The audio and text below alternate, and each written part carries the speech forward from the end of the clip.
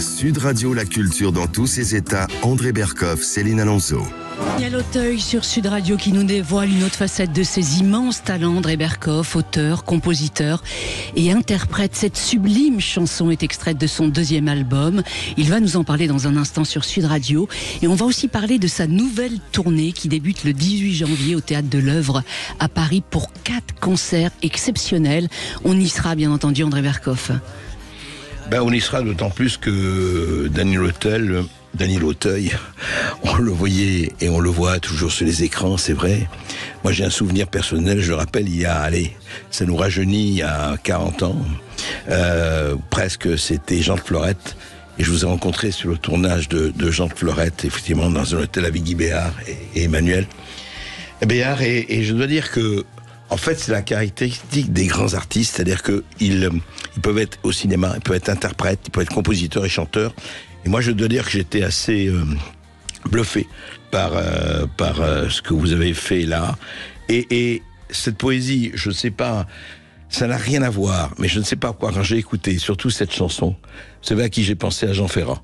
Oh, écoutez, vraiment, je suis touché. Vraiment, ouais. Parce que, si vous voulez, il y a une espèce de rite, et ça montre aussi bien les paroles que les musiques, il y a quelque chose qui est très fort. Et puis alors, voilà, je veux dire, Daniel Auteuil, c'est depuis Manon des Sources, Jean de Florette, et puis le Cœur en hiver de Claude Sauté, La fille sur le pont de Lecomte, le Bossu pour Sambric Taplurier, enfin... Et voilà, les Césars, on n'a pas besoin de le dire, vous avez le César du meilleur acteur, c'est vrai, déjà 87. Oui, hein, mais je sais même pas de qui vous parlez là, tellement c'est trop ce que vous dites. Non, mais c'est vrai, mais...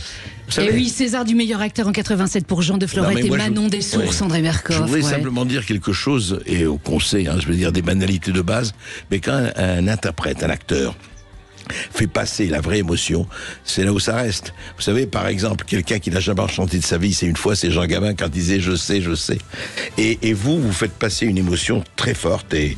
Voilà pourquoi on est très heureux de vous recevoir. Et oui, très heureux, effectivement. Vos chansons sont vraiment bouleversantes. On va en écouter beaucoup en direct sur Sud Radio jusqu'à 14h. Effectivement, vous parliez de Jean de Florette et la chanson ont changé la vie de Daniel Auteuil. Une vie passionnante dont nous allons feuilleter donc l'album dans un instant sur Sud Radio. Alors restez avec nous, on revient dans un petit instant. Sud Radio, la culture dans tous ses états. André Berkoff, Céline Alonso. Sud Radio, la culture dans tous ses états. André Berkoff, Céline Alonso. Oui, les petites coupures font saigner bien des cœurs, Daniel Auteuil. Bonjour à vous et merci d'être avec nous en direct sur Sud Radio jusqu'à 14h. Bonjour. Quelle voix avez-vous remplie de douceur et de poésie. Cette chanson est donc extraite de votre deuxième album. Elle est tombée en sidération, je peux vous dire. Complètement. En amour. Si tu as peur, n'aie pas peur de l'amour. C'est le titre de votre album avec lequel donc vous serez en tournée à partir du 18 janvier donc au Théâtre de l'Œuvre à Paris pour 4 concerts exceptionnels. Est-ce que vous êtes impatient, j'imagine, de retrouver votre public, Daniel Auteuil? Oui, parce que c'est une expérience tellement magique, tellement magnifique. Ce rendez-vous que j'ai avec le public, au départ, ils venaient, ils connaissaient pas les chansons, ils venaient pour me voir en vrai, et puis après, c'était à moi de les convaincre de bien vouloir rester et de taper dans les mains, de chanter avec moi. C'est des jolis rendez-vous de musique, de poésie, et puis de confidence qu'on se fait, le public et moi. C'est des jolis moments, oui. Oui. Alors, cette vie de troubadour, vous la menez depuis 4 ans. C'était un rêve d'enfant. Qu'est-ce qui a fait que vous avez attendu donc si tard, on peut le dire, pour le réaliser? Quel a été le déclic? Racontez-nous. Le déclic, c'est cette rencontre tout à fait fortuite avec ce poète, Paul-Jean Toulet, ce livre que je découvre par une dédicace de ma mère, un livre perdu que j'ouvre qui dit que pour Dany c'est moi, c'est merveilleux poème, à lire quand tu seras plus grand. Je lis ces poèmes et je dis mais pourquoi ma mère du ciel m'envoie ça? Et je me suis mis à les lire et je me dis il faut que j'en fasse quelque chose, un spectacle, mais à lire la poésie, moi je trouve que c'est très difficile. La poésie, c'est quelque chose c'est pour tout le monde, pour le lire chez soi, enfin avec son cœur. Il y a très peu de grands diseurs. Il y avait Gérard Philippe, il y avait Serge Reggiani, Trintignant, mais il y a très peu de grands diseurs de poésie. Et vous avez tout de suite senti la nécessité de le faire en musique, oui.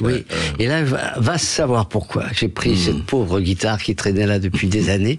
J'ai plaqué mes petits accords dessus et sont nées des mélodies qui ont été vraiment après enjolivées par Gaëtan Roussel qui a fait les arrangements. Mais voilà, je me suis mis à mettre une vingtaine de poèmes et j'ai eu envie d'aller les partager. Et j'ai commencé à Arles, dans une petite salle, la chapelle du Méjean, et avec un autre guitariste.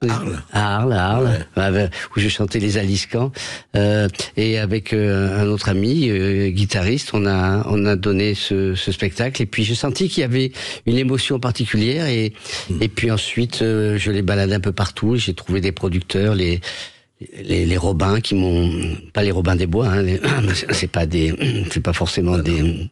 C'est des producteurs, je veux dire. Mais juste un mot, vous connaissiez la musique dans tous les sens du terme, mais je veux dire, parce que vous parlez de musique, mais il faut savoir composer. Alors, comment c'est venu ça? Je suis né dans la musique. Mes parents étaient chanteurs d'opéra, donc je suis né dans un opéra. J'étais bercé par tous ces airs. À 4 ans, j'étais le fils de Madame Butterfly. Jeune homme, quand je suis arrivé à Paris, je jouais dans des comédies musicales. Le déclic, c'est vraiment cette émotion, les mots de ce poète, et les quelques accords qui sont venus spontanément, créer d'une émotion, oui. Ouais, c'est ça. Et puis l'audace de se dire, par rapport, vous avez dit tard, vous avez raison, qu'il n'y avait plus grand chose à perdre. Vous avez éprouvé ce que vous avez éprouvé. Voilà, ça. On meurt de tout sauf du ridicule, je me suis dit, donc autant essayer. Et ça a été une très belle rencontre. Voilà. Et oui, alors votre deuxième album est composé de 10 chansons donc que vous avez composé aussi, écrit, vous êtes auteur, on l'a dit, auteur, interprète, compositeur. C'était important pour vous d'être l'auteur de toutes vos chansons? Est-ce que si quelqu'un vous en aviez proposé, vous auriez franchi le cap de les interpréter ou pas? Alors, ça s'est pas présenté mais si on m'avait proposé 10 chefs-d'œuvre, je pense, ou 10 tubes, je pense que j'y serais, bon, c'est pas, mais j'y serais allé. Mais c'était important que ça vienne de moi pour me sentir crédible si tard de venir faire ça. Il fallait que ça vienne de l'intérieur, que j'ai envie de raconter mes propres histoires, oui. C'est ça qui m'a donné la force. Alors vos propres histoires, effectivement, vous les racontez dans votre deuxième album, et vous parlez notamment beaucoup des relations père-fils. À ce propos, écoutons cette sublime chanson très émouvante, Inconsolable. Accroché à mon père, la tête dans son dos, la chaleur de nos corps par-delà nos manteaux. Je le serre, il est fort, il est beau, il conduit la moto. Moi je ferme les yeux, je tire le rideau. Je le serre, inconsolable. Puis c'est bien d'avoir mis les chœurs là, derrière. Ça se fait plus. Les gospels, ça c'est super ça, d'avoir derrière. Ouais. Inconsolable, Daniel Auteuil, l'êtes-vous? Vous avez dit dans une interview, on ne guérit jamais totalement de son enfance. Là, c'est une citation de Jean Ferrat. Que j'ai cru, que je croyais personnel, mais non, on était deux à l'avoir faite.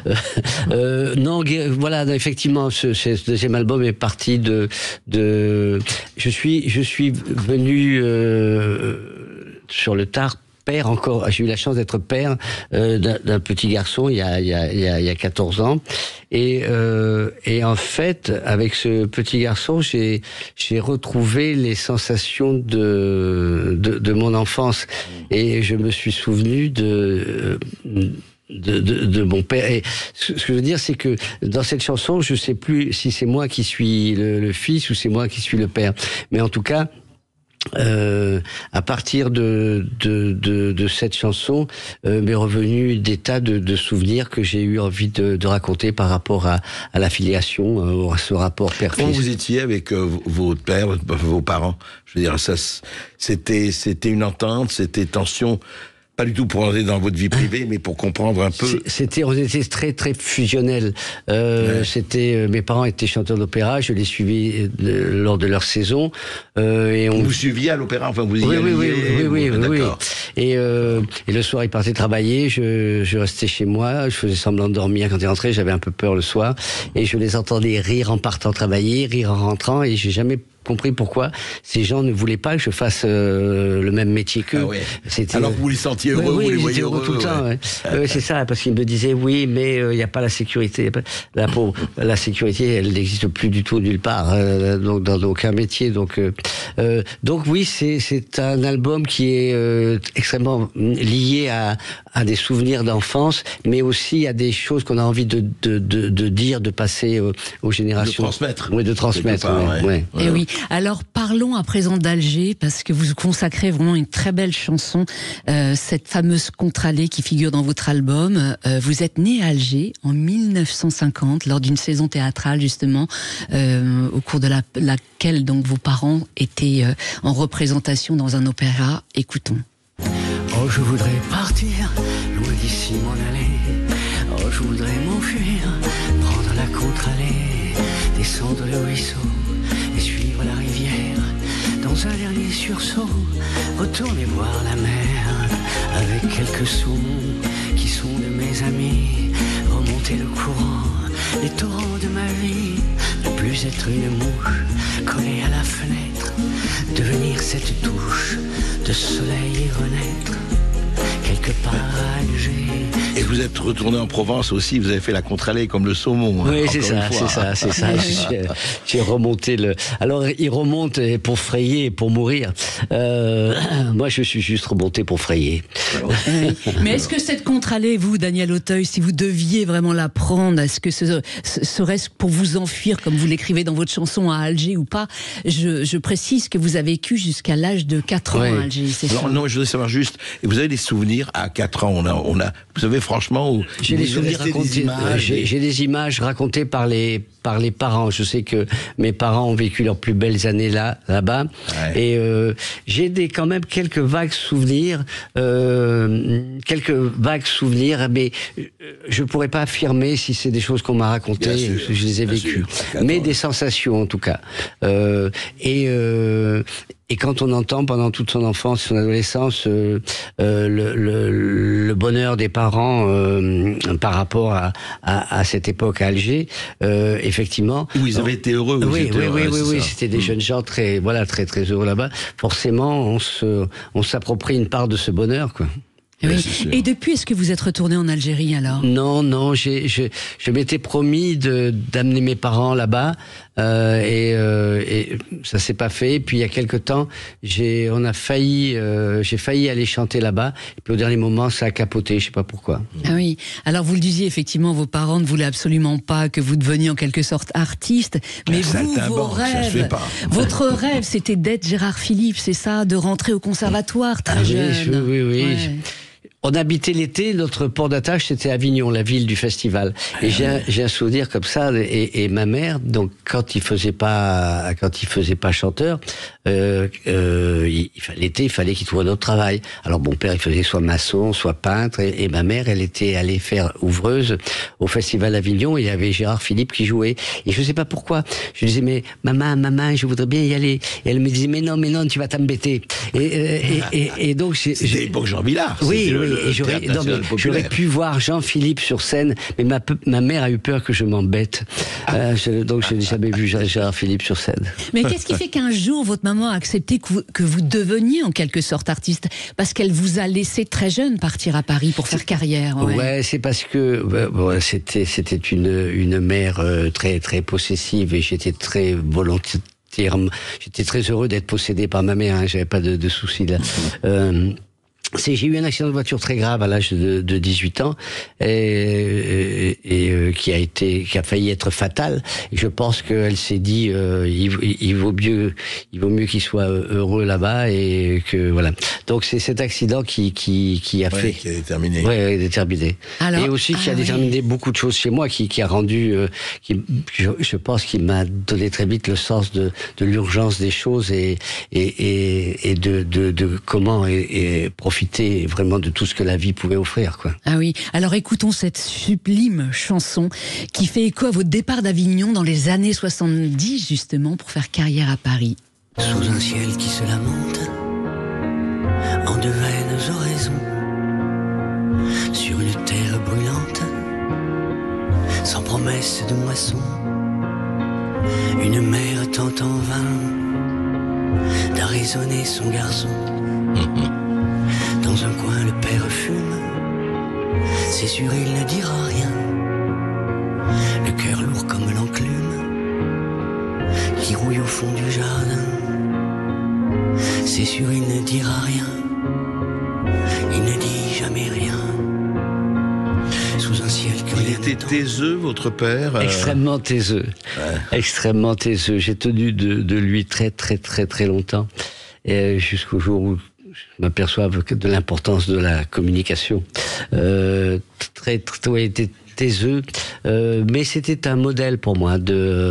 J'ai appris beaucoup de lui sur scène. C'était quelqu'un qui très introverti, on parle de l'opérette quand même, un endroit oui, où on sûr. est habillé et maquillé comme des clowns, où il avait une façon de faire rire avec très peu de moyens, très peu d'expression. Et ma mère. Ma mère souffrait sur scène parce que elle avait suivi mon père pour faire ce métier, mais elle était pas à l'aise. C'était pas sa vocation. Non, c'était pas sa vocation. Ouais. Juste, elle était très jolie et on la mettait devant. Alors elle était un peu contre, mais c'était pas ça. Mais elle suivait mon père, où lui c'était sa vie. Jusqu'à la fin de ses jours, il a été sur la scène. Hein. Mais Comme quand- vos parents, en fait, vous êtes un autodidacte, Daniel Auteuil. Oui, avec tout ce que cela comporte. Parce que vous avez quitté l'école très tôt, très jeune. Très jeune, Ouais. mais oui, même dans mon métier d'acteur, je suis relativement autodidacte. J'ai pris très peu de cours, j'y ai assisté, mais je donnais surtout la réplique. Et comme tous les autodidactes, enfin je sais pas comme sont les autres autodidactes, mais moi l'autodidacte que je suis a beaucoup souffert de ça. C'est ça, à vie on est complexé. Un exemple, par exemple, j'ai passé 3 fois le conservatoire, on m'a jamais pris, et même après Jean de Florette, où quand même j'ai montré que j'étais pas naze comme acteur, quoi. On me propose de jouer un classique. J'ai 34 ans, 35 ans. Et je refuse parce que j'ai dit mais non, mais on me dit pourquoi? Mais j'ai dit j'ai pas fait le conservatoire. Je croyais que j'avais pas le droit d'aller jouer. Voilà. Je veux dire que et je vois quoi sur on peut être con avoir fait des études, hein, ça n'a rien à voir. Mais quand même, hein, ça n'a vraiment rien à voir. ouais. Mais le fait d'apprendre, enfin c'est pour ça, si un jour mon fils m'écoute, c'est pour lui, ça sert quand même d'étudier. Mais aujourd'hui, ce complexe de l'autodidacte, vous l'avez surmonté, et est-ce que la musique justement vous aide, et le cinéma vous a aidé à prendre confiance en vous? C'est j'imagine, le ouais. succès, ça détend quand même. Ce succès de Jean de Florette qui est mondial, voilà, c'est pris à Cannes, tout ça. Mais il n'empêche que quand il faut recommencer et tous les soirs monter sur une scène, qu'on ait dit partout que vous êtes le plus grand acteur, il faut le reprouver tous les soirs. Je veux dire que c'est pas des garanties il faut y aller tout le temps. Non, quoi. mais sans faire du tout de flatterie ou quoi que ce soit. À un moment donné, le fait que vous soyez, enfin, l'un des meilleurs acteurs français, et pas seulement français, mais je veux dire, quand vous avez établi que le fait de faire une école, de ne pas faire une école, c'est pas ça qui fait le succès. Non. C'est le talent, c'est ce qu'on donne, Apollinaire etc. n'avait pas le bac, comme de grands auteurs. Non, mais c'est intéressant parce qu'on dit ça aussi pour les écoles de journalisme. Moi, je sais pas, être artiste. Vous savez, Picasso, je sais pas ce qu'il a fait comme école, mais enfin bon. Il a travaillé, il a fait beaucoup d'écrits. Oui, il a fait. Mais enfin, je sais mais pas il a travaillé surtout toute sa vie, comme chacun de nous qui a en fait, la réussite tient au travail beaucoup, à 90% du travail. Ah, il vous dit ça, vous? Ouais. Transpiration, inspiration. Oui, je dis ça. Je dis ça, et la chance, ben c'est le travail, un peu de talent, il faut un peu. Mais à talent égal, s'il n'y a pas le travail, on sombre, je pense. C'est vrai pour la chanson, comme pour le théâtre, comme pour le cinéma. C'est même pour tous les métiers. Pour tous les métiers, il faut être curieux tout le temps. Daniel Auteuil, on va se retrouver dans un instant sur Sud Radio et nous écouterons donc ces sublimes poèmes extraordinaires que vous avez mis en musique dans votre premier album. Alors, chers auditeurs, restez avec nous. Ces poèmes sont extraordinaires. Sud Radio Berkov dans tous ses états. Appelez maintenant pour réagir 0826 300 300. Sud Radio, la culture dans tous ses états. André Berkov, Céline Alonso. J'espère que vous aviez mis en musique Daniel Auteuil dans votre premier album intitulé Si vous m'aviez connu. C'est une lettre de Voltaire adressée à Madame du Châtelet qui a été en quelque sorte sa muse et elle a surtout été sa maîtresse pendant plus de 15 ans, je crois. Oui, c'est ça. Et dans ce poème, il lui dit qu'il l'aime passionnément, mais qu'il aime avec le cœur, mais qu'avec le corps il peut plus l'aimer parce qu'il est trop vieux. Mais en fait, c'est un stratagème. C'était une façon très élégante de dire que c'est fini. C'est fini. Je ne peux plus, mais on peut essayer. Voilà. C'est ça. Ce texte est vraiment extraordinaire. Il a jamais été mis en musique, c'est ça? Non, d'autres poèmes ont été mis en musique par Brassens, par Ferré. Mais celui-là, non.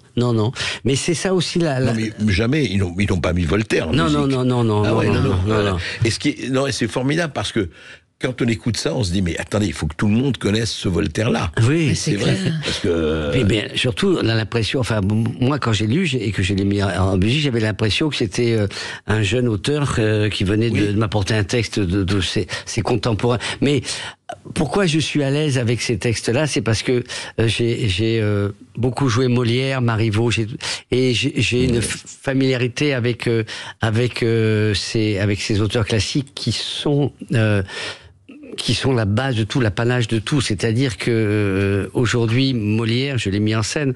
On peut jouer Molière, c'est d'une actualité sans nom. C'est total. C'est extraordinaire. C'est-à-dire que ça ne bouge pas.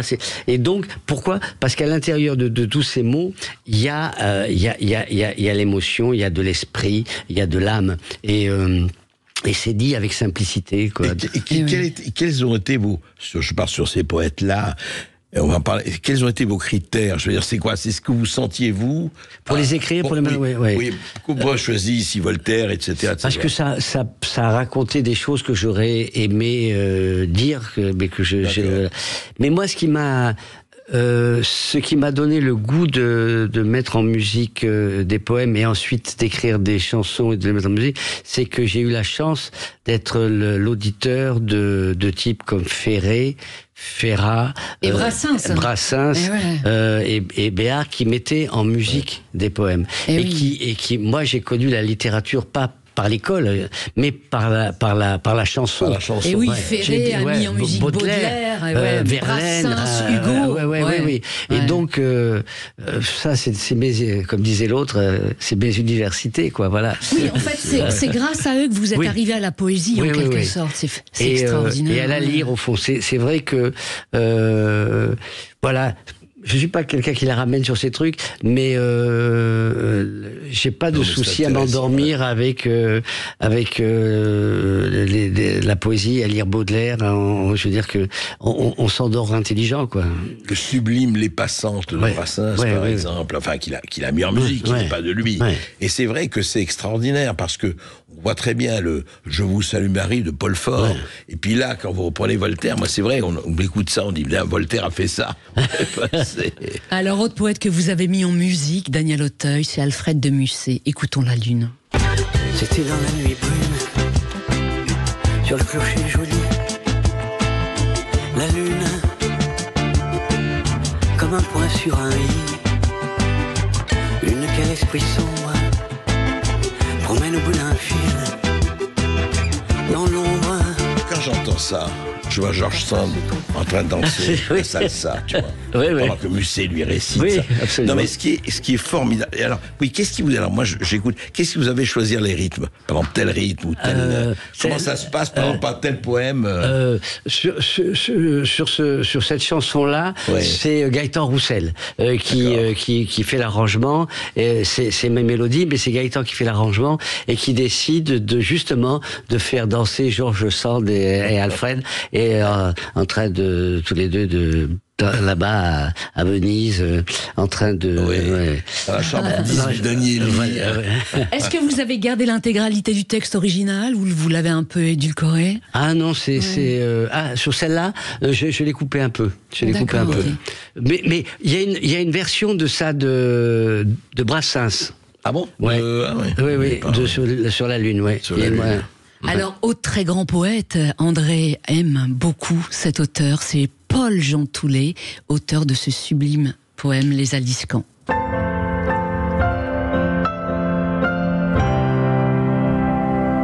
Dans Arles sont les Aliscamps, quand l'ombre est rouge sous les roses, et clair le temps. Prends garde à la douceur des choses,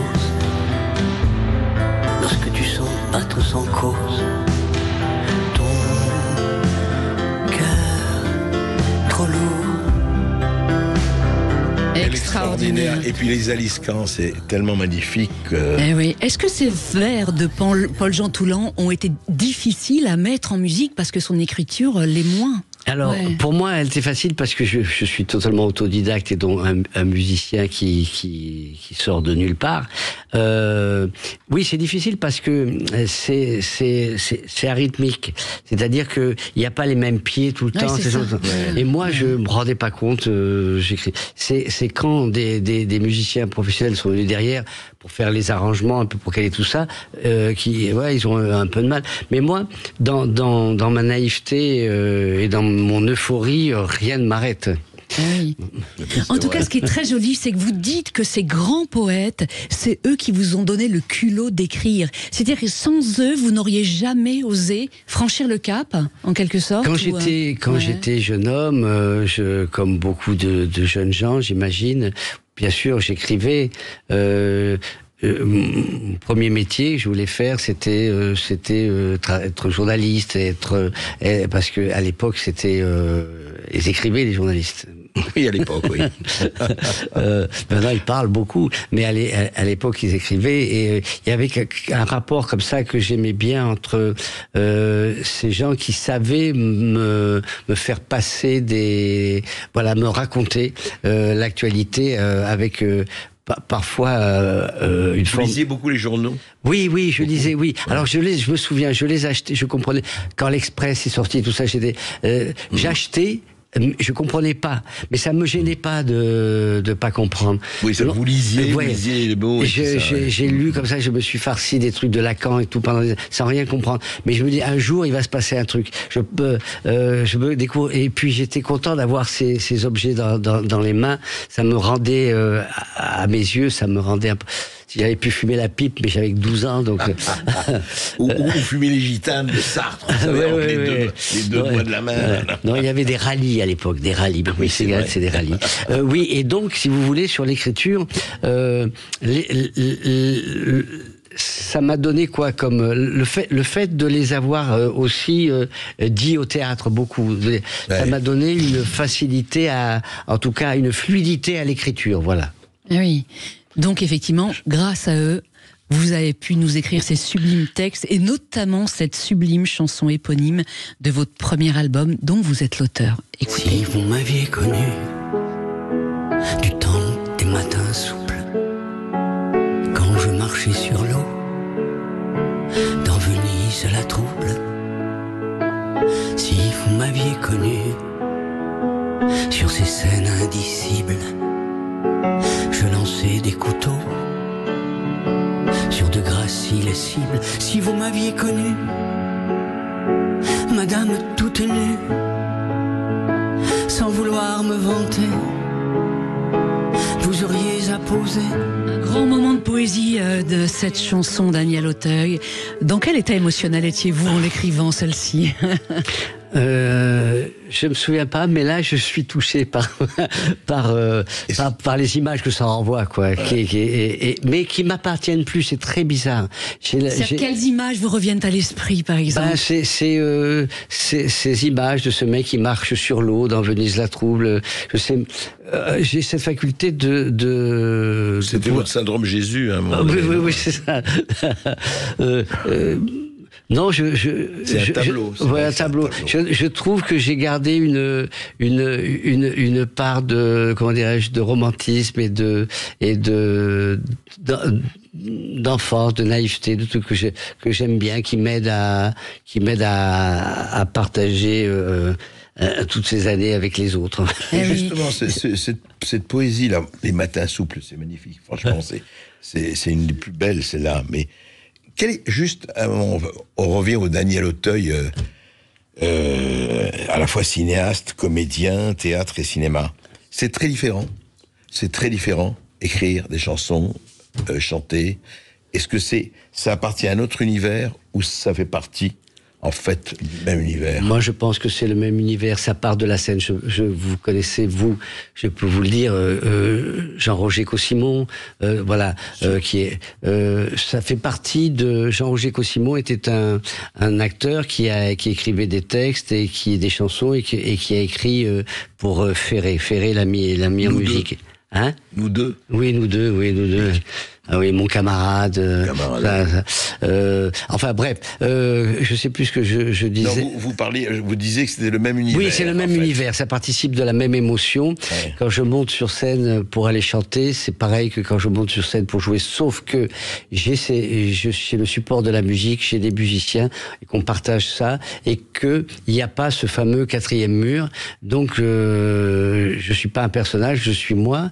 Ouais. Et au début, c'était un truc qui me troublait de venir être moi comme ça, sans phare. Oui, vous ne jouez pas quelqu'un, un personnage. Et oui, on est à nu sur scène. Et maintenant, mon ego, il trouve beaucoup de plaisir. Ce qui m'a touché, c'est que récemment, vous avez dit dans une interview, j'aurais aimé chanter mes chansons à Guy Béard. Oui, parce que à Guy, en fait, tout ça vient de très loin. Mes amis étaient vraiment mes amis sont des musiciens et des chanteurs. J'ai eu longtemps comme voisin Georges Moustaki. J'ai eu la chance de connaître Guy Béard. J'étais ami avec Maxime Le Forestier, avec Higelin, tout ça. Bon, et c'est peut-être parce que ces gens-là me manquent. C'est peut-être une façon pour moi d'être avec eux. Voilà, peut-être ça, voilà. Daniel Auteuil, on va se retrouver dans un instant sur Sud Radio. On va parler surtout de votre prochaine tournée. Mais avant, suspense sur Sud Radio. Vous aurez reconnu, chers auditeurs, cette musique, c'est le grand sapin de Noël sur Sud Radio. Alors c'est le moment pour vous, effectivement, d'ouvrir votre cadeau Noël en direct sur Sud Radio. Vous gagnerez peut-être un séjour en famille au Parc Futuroscope, un coffret sérum beauté, les duos de Garantia ou de nombreux autres cadeaux qui vous attendent au pied du grand sapin de Noël Sud Radio. Alors pour gagner, il faudra appeler maintenant André Berkoff, le 0800 26 300. Un chiffre, André, entre 1 et 25. Allez, 12. 12, Daniel, un chiffre. 13. Bon, 12 ou 13, le standard, voilà, à vous de choisir. Si vous êtes le 12e ou le 13e appel, le standard va effectivement tirer au sort ces deux numéros. Et bien, ce sera gagné. Deux cadeaux, imaginez. Non, ça va être tiré au sort par notre standard. On se retrouve dans un instant sur Sud Radio avec Daniel Auteuil. Sud Radio. À tout instant, écoutez Sud Radio en voiture, au travail, depuis votre smartphone. Installez l'application Sud Radio depuis le Google Play ou l'App Store. Sud Radio, la culture dans tous ses états. André Berkoff, Céline Alonso. En duo avec Gaëtan Roussel sur Sud Radio. Daniel Auteuil, ça sent le vécu cette chanson, non? Racontez-nous. Oui, je croise un type un jour dans la rue que je reconnaissais avoir été vraiment un type qui m'avait piqué une fiancée, effectivement, oui, et qui vient vers moi tout sourire et me dit, ah, je t'aime bien, tu sais, c'est quoi là, on sait pas quoi dire. Quand on est loin, on dit, j'aurais dû lui casser la gueule. Quand on est là, on s'écrase, on lui sourit. Ouais. Et il me dit, je t'aime bien, tu sais. Et puis il me dit, tu sais qu'on a un secret. J'ai dit, quoi donc? Il me dit, on a aimé la même femme, et là j'ai failli tomber dans les pommes. Et voilà, ça vient de là. Et je lui ai pas cassé la gueule. Mais vous en aviez eu envie. Hein, mais non, j'en ai fait une chanson, voilà. Voilà, c'est mieux. Oui, c'est mieux. Daniel Auteuil, parlons à présent de votre tournée donc, qui démarre en janvier. Du 18 au 21, vous serez au Théâtre de l'Œuvre à Paris, le 27 à Mont-Soleil-Mines, le 6 février à Bron, le 22 à Grasse, le 12 mars à Biarritz, le 26 à Tassin, la demi-lune, le 23 mai à Mérignac et en avril au Québec. Qu'est-ce qui vous procure le plus d'émotions, Daniel Auteuil? La musique ou le cinéma? Ah, alors, vous m'auriez dit le théâtre et la musique, j'aurais dit la musique. Là, les deux, le cinéma, c'est une véritable passion aussi. Mais tout ça, c'est indissociable. Ça participe de la même énergie, du même. Le théâtre que j'ai aimé, que j'aime, mais ça me tue de fatigue. C'est tuant. Oui, parce que tous les soirs pendant 6, 7, 8 mois comme ça. Ouais. La musique, on est porté par la musique, et puis ça se partage avec joie. Et le cinéma, là, je viens de terminer un film comme metteur en scène et acteur. Le cinéma, c'est faire un film, on fait pas ça tout seul, on fait ça en équipe. Et ce que j'aime au fond, si vous voulez, ce qui réunit tous ces plaisirs, c'est que j'ai manqué d'un truc. J'ai pas eu accès à ça, c'est appartenir à une troupe, à une équipe. Et je recrée ça régulièrement, avec le cinéma, sur les films, et avec la musique, je recrée ça, voilà. Mais ça parce que, effectivement, vous l'avez encore dit, le théâtre comme le cinéma, avec des moyens divers, c'est collectif. Oui. La musique, c'est plus, enfin, même si on a un orchestre ou un groupe, c'est plus individuel, quoi. Sauf que ma façon de faire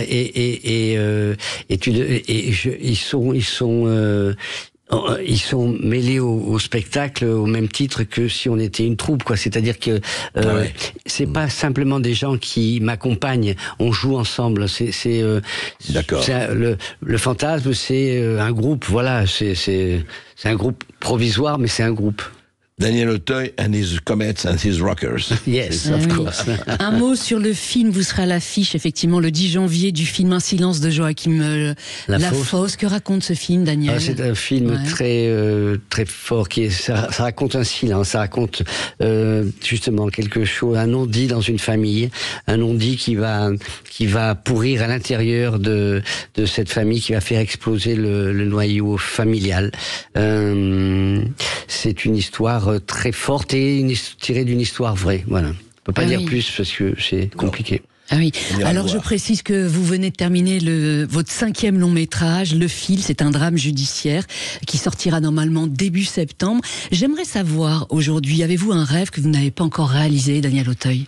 Être centenaire. Donc j'ai le temps. C'est réalisable. C'est réalisable. Aujourd'hui, oui, je crois un petit peu. Aujourd'hui, c'est. Oui. Vous savez, je vous donne deux ou trois noms de Roland Dumas. Oui. 102 ans. Oui. Edgar Morin, le sociologue, 103 ans. Oui. Donc, vous voyez, ça se fait. Mais sinon, est-ce qu'il y a un rôle que vous rêvez aujourd'hui d'incarner? Non, c'est Richard III. Non, c'est la vie qui me passionne, qui me plaît. C'est que c'est continuer à faire des belles rencontres, partager des choses. Et il y avait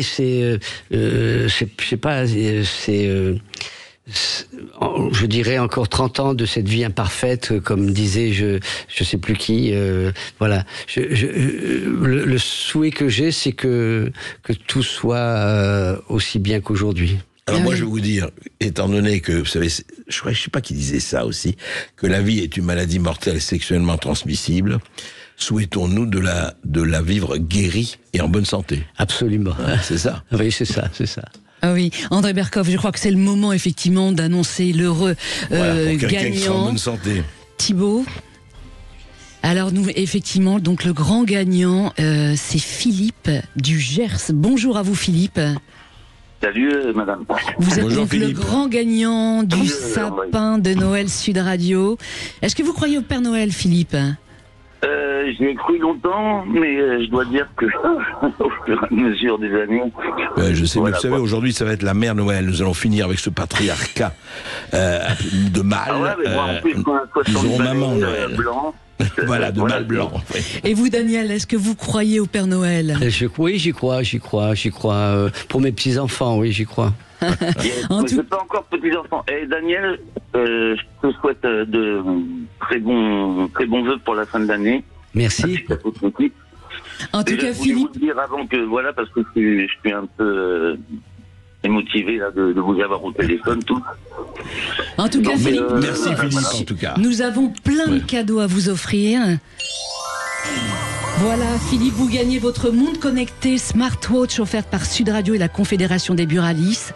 Liste avec votre montre intelligente, restez connecté à vos SMS et surtout à vos proches. Vous gagnez aussi votre ballotin de chocolat fin et de truffes moelleuses de Jeff de Bruges. Un coffret d'1 kilo de chocolat fondant, croustillant et onctueux. Vous aurez de quoi effectivement vous régaler en famille pendant les fêtes. Félicitations à vous, Philippe. Et belle fête sur Sud Radio à vous. Ben écoutez, moi je vous souhaite la même chose. Et franchement, ben, je vous écoute très très souvent. Et puis continuez comme ça parce que c'est vraiment, c'est parfait. Merci. Merci Merci à vous Philippe. En Et tout cas, encore André Berkoff, merci à vous. Et je vous suis depuis très longtemps. Je suis de Paris au départ, donc actuel, tout ça, je connais bien. Quoi. Ah ouais. Et donc voilà, j'ai de très bons souvenirs avec vous toujours. Merci Philippe. en Merci. tout cas, le grand sapin de Noël continue sur Sud Radio jusqu'au 25 décembre. Restez connectés sur Sud Radio toute la journée et doublez vos chances en vous connectant sur nos réseaux sociaux et sur sudradio.fr. Daniel Auteuil, malheureusement, c'est l'heure de se quitter. Malheureusement pour nous. Oui, je voudrais dire malheureusement. quelque chose. Oui, allez-y. Daniel Auteuil a exprimé le souhait d'être centenaire. C'est un souhait que je partage. Comme ça, vous serez au cinéma en chanson, moi à la radio ou ailleurs, et on continuera à dialoguer et à s'entretenir avec Céline aussi, bien sûr, qui aura 120 ans à ce moment-là. Merci Daniel Auteuil d'être venu sur Sud Radio. Merci à vous. Je rappelle que votre deuxième album s'intitule Si tu as peur, n'aie pas peur de l'amour et que votre donc tournée qui commence dans toute la France, ce sera à partir du 18 janvier à Paris au Théâtre de l'Œuvre pour 4 concerts exceptionnels. Tout de suite, eh bien, vous retrouvez Brigitte Lahaye sur Sud Radio. Sud Radio, la culture dans tous ses états. André Berkoff, Céline Alonso.